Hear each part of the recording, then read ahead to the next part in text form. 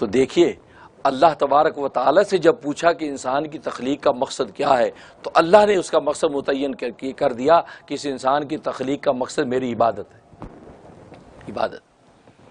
اور ظاہر ہے کہ عبادت کا تعلق روح کے ساتھ ہے، انسان کی روح کی غذا عبادت ہے۔ اس روح کی غذا کو پورا کرنے کے لیے انسان عبادت کرتا ہے، اور حقیقی معنی میں اگر کوئی عبادت ہے تو وہ نماز کی عبادت ہے۔ اس لیے کہ روزہ یہ کنڈیشنل عبادت ہے، بیمار پر روزہ فرض نہیں ہے، وہ فدیہ دے دے، معذور بڈھے فرتوت پہ روزہ فرض نہیں ہے، وہ فدیہ دے دے، روزہ نہیں رکھتا۔ مالدار اگر ہے تو زکوٰۃ ہے، غریب پر زکوٰۃ نہیں ہے۔ اگر مالدار ہے تو اس پر حج فرض ہے، غریب پر حج نہیں ہے۔ تو ایک باقی تین عبادتیں کنڈیشنل ہیں، اگر وہ شرط پائی جائے گی آپ کے اندر تو آپ پر عبادت وہ فرض ہوگی، اگر وہ شرط نہیں تو آپ پر عبادت فرض نہیں۔ واحد ایک عبادت ایسی ہے، آپ مالدار ہیں تو بھی آپ پر فرض ہے، آپ غریب ہیں تو بھی آپ پر فرض ہے، آپ بیمار ہیں تو بھی آپ پر فرض ہے، آپ بڈھے فرتوت ہیں تو بھی آپ پہ فرض ہے، آپ جوان کڑی ہیں تو بھی آپ پہ فرض ہے، آپ مرد ہیں تو بھی آپ پر فرض ہے، آپ عورت ہیں تو بھی آپ پہ فرض ہے۔ وہ واحد ایک نماز کی عبادت ہے۔ اگر کھڑے ہو کے نہیں پڑھ سکتے ہو تو تم بیٹھ کے پڑھ لو، اگر بیٹھ کے نہیں پڑھ سکتے ہو لیٹ کے پڑھ لو، اگر ہاتھ پیر نہیں ہلا سکتے آنکھ کے اشارے کے ساتھ پڑھ لو، لیکن یہ وہ عبادت ہے جو تم سے کبھی ہٹنے والی نہیں، تمہیں ہر حال میں اس عبادت ادا کرنا ہے، کیونکہ حقیقی معنی میں اللہ کی عبادت کوئی ہے تو وہ نماز کی عبادت ہے، یہ کسی حال میں تمہیں معاف نہیں۔ تو نماز 5 وقت، باقی ساری سالانہ عبادتیں، روزہ سالانہ عبادت، زکوٰۃ سالانہ عبادت، اور حج تو عمرانہ عبادت، عمر میں ایک دفعہ، ساری زندگی میں ایک دفعہ، لیکن نماز 5 وقت، 24 گھنٹے میں 5 وقت نماز، روزانہ 5 وقت، فجر کی نماز، ظہر کی نماز، عصر کی نماز، مغرب کی نماز، عشاء کی نماز، 5 نماز۔ تو سوال یہ ہوا کہ 5 وقت کی نمازیں کیوں؟ روح کو غذا 5 ٹائم دینے کی ضرورت کیا ہے؟ اس لیے ضرورت ہے کہ تمہارے اس وجود میں ایک جسم ہے، اس جسم کی غذا کھانا پینا ہے۔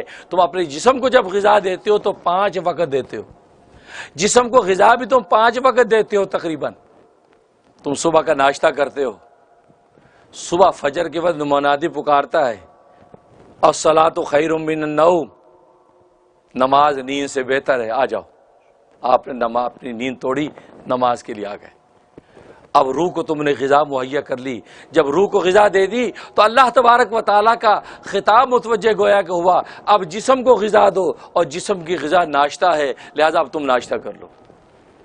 تو جسم کو غذا دی، ناشتہ کر لیا، ناشتہ کرنے کے بعد آپ کام پہ چلے گئے، اپنی دکان میں چلے گئے، تجارت میں چلے گئے، زراعت میں چلے گئے، کھیت میں نکل گئے۔